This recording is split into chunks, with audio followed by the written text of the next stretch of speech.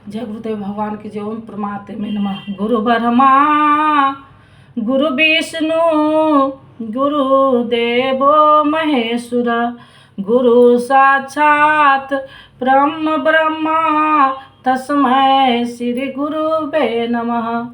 जय गुरुदेव भगवान की जय। ओम परमात्मे नमः। 15वां श्लोक, 13वें अध्याय का 15वां श्लोक। वह ब्रह्म सभी जीवनधारी के बाहर भीतर परिपूर्ण है, चर और अचर सूक्ष्म रूप भी वही है। सूक्ष्म होने से वह दिखाई नहीं पड़ता, अभी यज्ञ है, मन इंद्रियों से परे है तथा अति समीप और दूर भी वही है। अभिभाज्य होकर भी वह संपूर्ण चराचर भूत में अलग अलग करके सदृश प्रतीत होता है। वह जाने योग परमात्मा समस्त भूत को उत्पन्न करने वाला, भरण पोषण करने वाला और अंत में संहार करने वाला है। यहाँ ब्रह्मा और आंतरिक दोनों भाव की ओर संकेत किया गया है। जैसे बाहर जन्म और भीतर जागृत, बाहर पालन और भीतर योगक्षेम का निर्वाह, बाहर शरीर का परिवर्तन और भीतर सर्वस्व का विलय, अर्थात भूत की उत्पत्ति के कारण का लय और उस लय के साथ ही अपने स्वरूप को प्राप्त हो जाता है। यह सब उसी ब्रह्म की लक्षण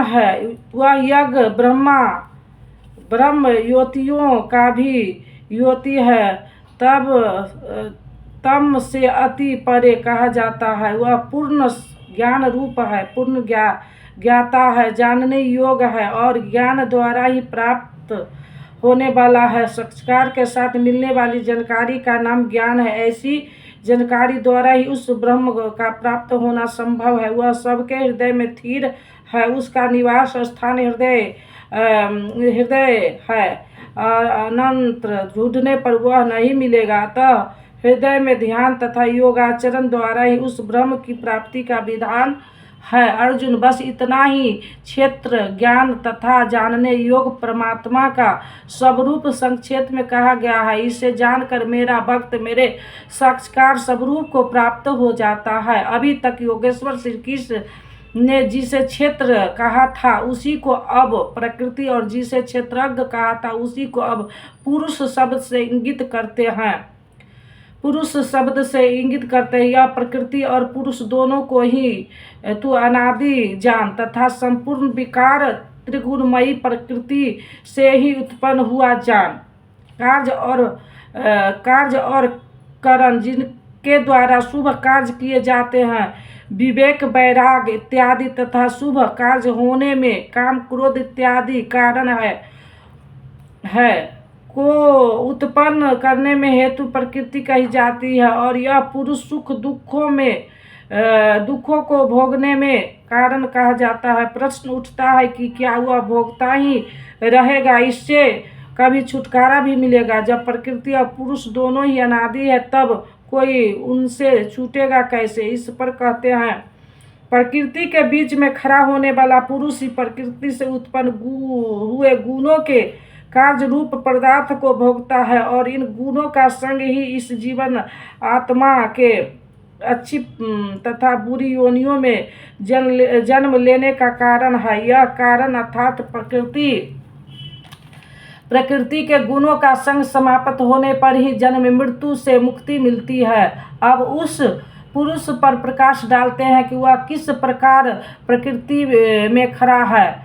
वह पुरुष उपद्रष्टा हृदय देश में बहुत समीप, हाथ पांव मन जितना आपके समीप है उससे भी अधिक समीप दृष्टा के रूप में स्थिर है। उसके प्रकाश में आप भला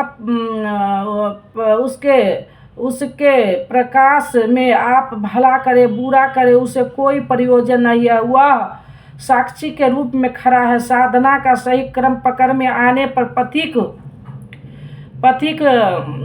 रूप में पथिक को समी उससे अधिक समीप है, दृष्टा के रूप में स्थिर है, उसके प्रकाश आप भला करे बुरा करे उसके प्रयोजन नहीं। वह साक्षी के रूप खड़ा है, शख्स का सही कर्म पकड़ में आने पर पथिक कुछ ऊपर उठता उसी की ओर बढ़ा तो दृष्टा पुरुष का क्रम बदल जाता है। वह अनुमति प्रदान करने लगता है, अनुभव में देने लगता है। साधना द्वारा वह समीप पहुँचने पर वही पुरुष भर्ता बनकर भरण पोषण की करने लगता है, उसमें आपके योगक्षेम की भी व्यवस्था कर देता है। साधना और सूक्ष्म होने पर वही भोक्ता हो जाता है। भोक्ता यज्ञ तप जो कुछ भी बन पड़ता है सब वह पुरुष ग्रहण करता है और जब ग्रहण कर लेता है उसके बाद वाली अवस्था में महान ईश्वर के रूप में परिणित हो जाता है। वह प्रकृति का स्वामी बन जाता है, किंतु अभी कहीं प्रकृति जीवित है तभी उसकी मालिन है, तभी उसका मालिक है। उससे भी उत्पन्न अवस्था में वही पुरुष जब परम में संयुक्त हो जाता है तब परमात्मा कहलाता है। इस प्रकार शरीर में रहते हुए भी वह पुरुष आत्मा पर ही है, सर्वथा इस प्रकृति से परे ही है। अंतर इतना ही है कि आरंभ में वह दृष्टा के रूप में था, क्रमश उत्थान होते होते परम का स्पर्श कर परमात्मा के रूप में परिणित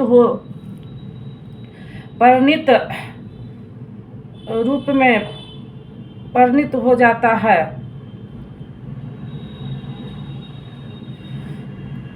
सर्वथा प्रकृति पर्यंत इतना ही है कि आरंभ में वह दृष्टा रूप में था, कर्मश उत्थान होते होते वह स्पर्श कर परमात्मा के रूप में परिणित हो जाता है। इस प्रकार पुरुष को और गुणों के सहित प्रकृति को मनुष्य संस्कार के साथ विदित कर लेता है। वह सब प्रकाश से बरतता हुआ भी फिर जन्मता अर्थात उसका पूर्व जन्म नहीं होता, यही मुक्ति है। अभी तक योगेश्वर श्री कृष्ण ने ब्रह्म और प्रकृति के प्रत्यक्ष जानकारी के साथ मिलने वाली परम गति अर्थात उसका पूर्व जन्म से निर्मित पर प्रकाश डाला। अब वे उस योग पर बल देते हैं जिसकी प्रक्रिया है आराधना।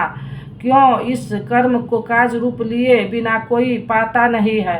हे अर्जुन, उस परमात्मा को कितने ही मनुष्य तो आत्मा अपने आंतरिक चित्त से ध्यान के द्वारा हृदय देश में देखते हैं, कितने ही संख्या योग के द्वारा अर्थात अपनी शक्ति को समझते हुए उसी कर्म में प्रवृत्त होते हैं और अन्य बहुत से उसे निष्काम कर्मयोग द्वारा देखते हैं, समर्पण के साथ उसी नियत कर्म में प्रवृत्त होते हैं। प्रस्तुत श्लोक में मुख्य साधना है ध्यान। उस ध्यान में प्रवृत्त होने के लिए संख्य योग और निष्काम कर्मयोग दोनों धाराएं हैं, परंतु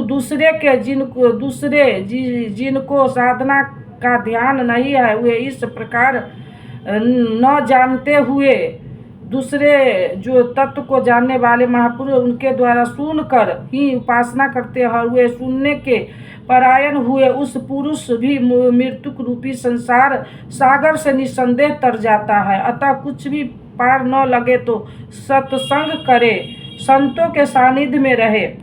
हे अर्जुन, या वन मात्र जो कुछ भी अस्थावत वस्तुएं उत्पन्न होती है उन संपूर्ण को तू क्षेत्र और क्षेत्र के सहयोग से ही उत्पन्न जान। प्राप्ति कब होती है इस पर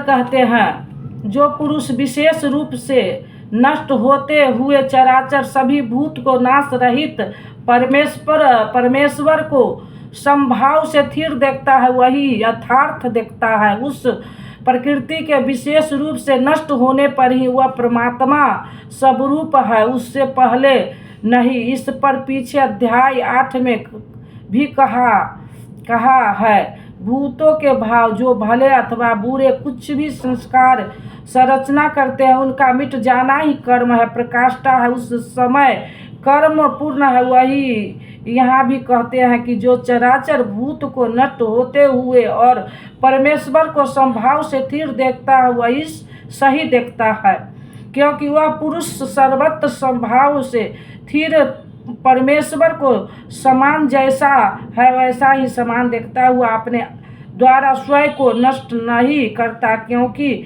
जैसा था वैसा उसने देखा, इसलिए वह परम गति को प्राप्त होता है। प्राप्ति वाले पुरुष के लक्षण बताते हैं। जो पुरुष संपूर्ण कर्म को सब प्रकार से प्रकृति द्वारा ही किया जाता देखता है, अर्थात जब तक प्रकृति तब तक वह कर्मों का होना देखता है, तथा आत्मा को करता देखता है, वही यथार्थ देखता है। जिस काल में मनुष्य भूतों को न्याय भाव को एक परमात्मा में प्रवाहित स्थिर देखता है तथा उस परमात्मा से संपूर्ण भूत का विस्तार देखता है, उस समय वह ब्रह्म को प्राप्त हो जाता है। जिस क्षण यह अवस्था आ गई उसी क्षण वह ब्रह्म को प्राप्त हो जाता है। यही लक्षण भी स्त्री होता है। यह लक्षण भी स्थित प्रज्ञ महापुरुष का ही है।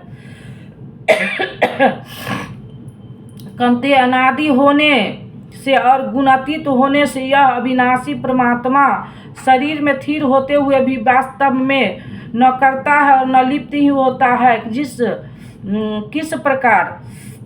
प्रकार सर्वत्र व्याप्त हुआ आकाश सूक्ष्म होने के कारण लिप्त नहीं होता, ठीक वैसे ही सर्वत्र देह में स्थिर हुआ भी आत्मा गुणातीत होने के कारण देह के गुणों से लिप्त नहीं होता। आगे कहते हैं, अर्जुन, जिस प्रकार एक ही सूर्य संपूर्ण ब्रह्मांड को प्रकाशित करता है, उसी प्रकार एक ही आत्मा संपूर्ण क्षेत्र को प्रकाशित करता है। अंत में निर्णय देते हैं, इस प्रकार क्षेत्रज्ञ के भेद तथा विकार सहित प्रकृति से छूटने के उपाय को जो ज्ञान रूपी नेत्रों द्वारा देख लेते हैं, वे महात्मा जन परम ब्रह्म परमात्मा को प्राप्त होते हैं। अर्थात क्षेत्रज्ञ को देखने की आँख ज्ञान है और ज्ञान साक्षात्कार ही प्राप्त है।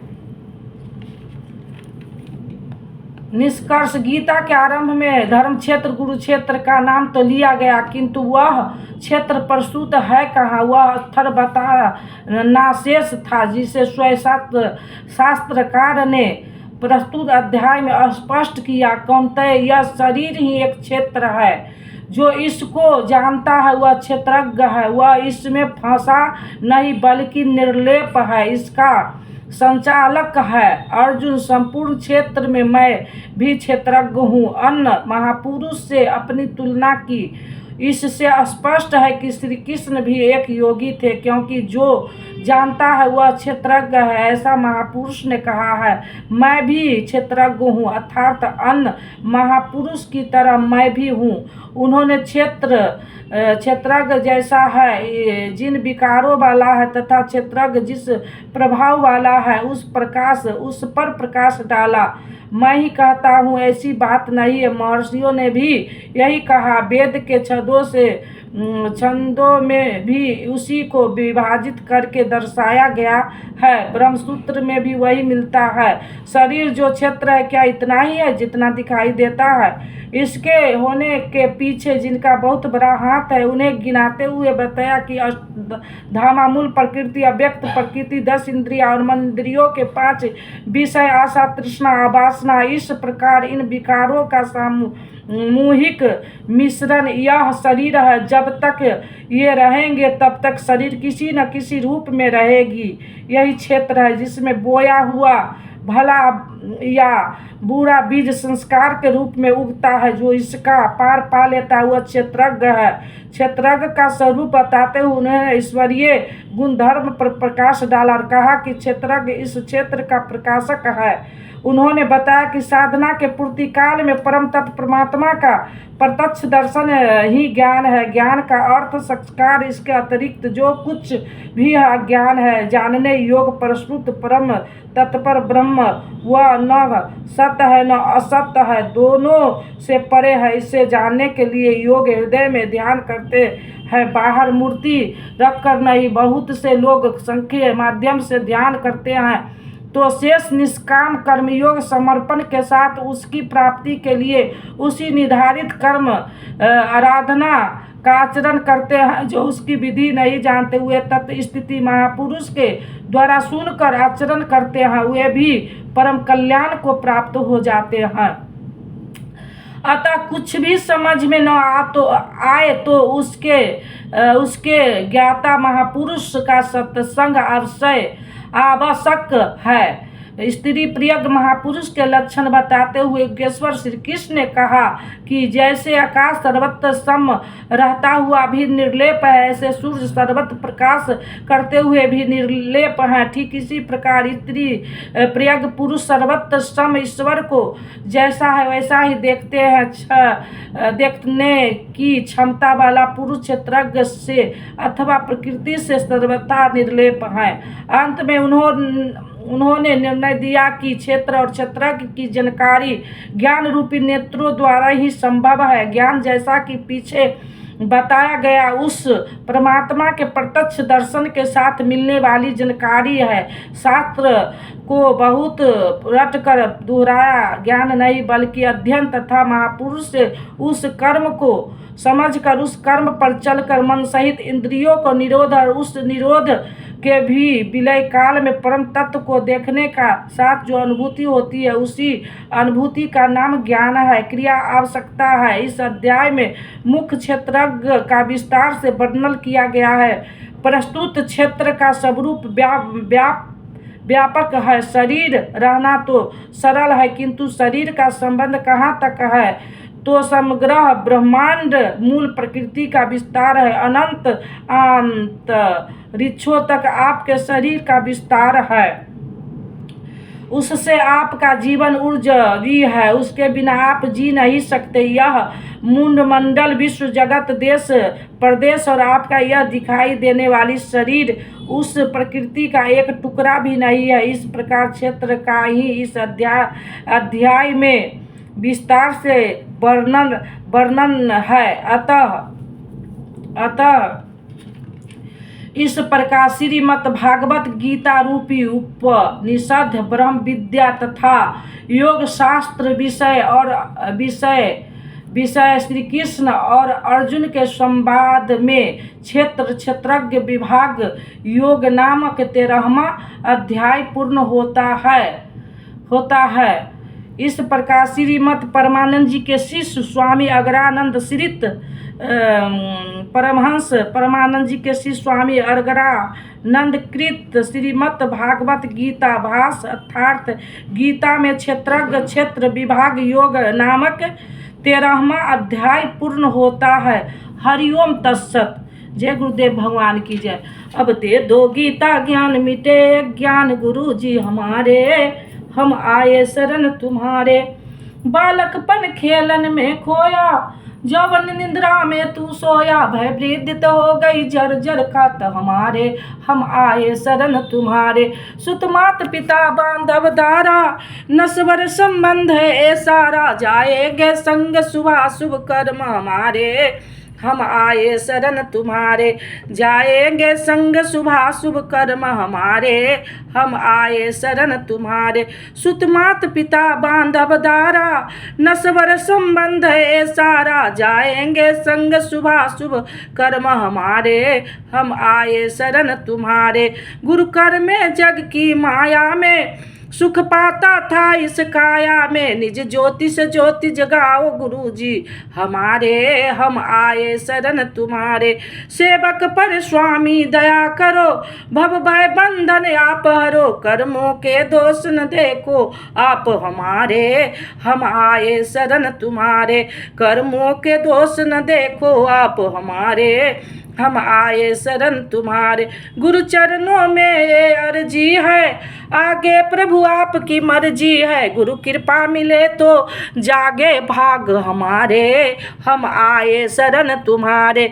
गुरु कृपा मिले तो जागे भाग हमारे, हम आए शरण तुम्हारे। अब दे दो गीता ज्ञान मिटे अज्ञान गुरु जी हमारे, हम आए शरण तुम्हारे। बोलो श्री राम जय जय राम। बोलो श्री राम जय जय राम। मंगल भवना मंगल हारी द्रव दशरथ अजिर बिहारी।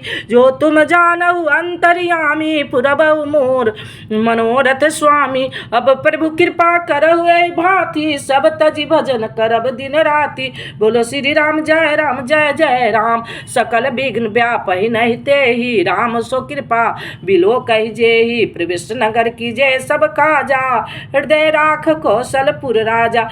गरल सुधारी पुकारहि मिताई गौपद सिंधु अनल शीतलाई। हे राम पुरुषोत्तमा नर हरे नारायण केशवा गरुड़ दामोदरा माधवाय कृष्ण पते कमला पते श्रीपते वैकुंठाधिपते चराचर पते लक्ष्मी पते त्राहि माम। ओम शांति शांति। जय गुरुदेव भगवान की जय। ओम।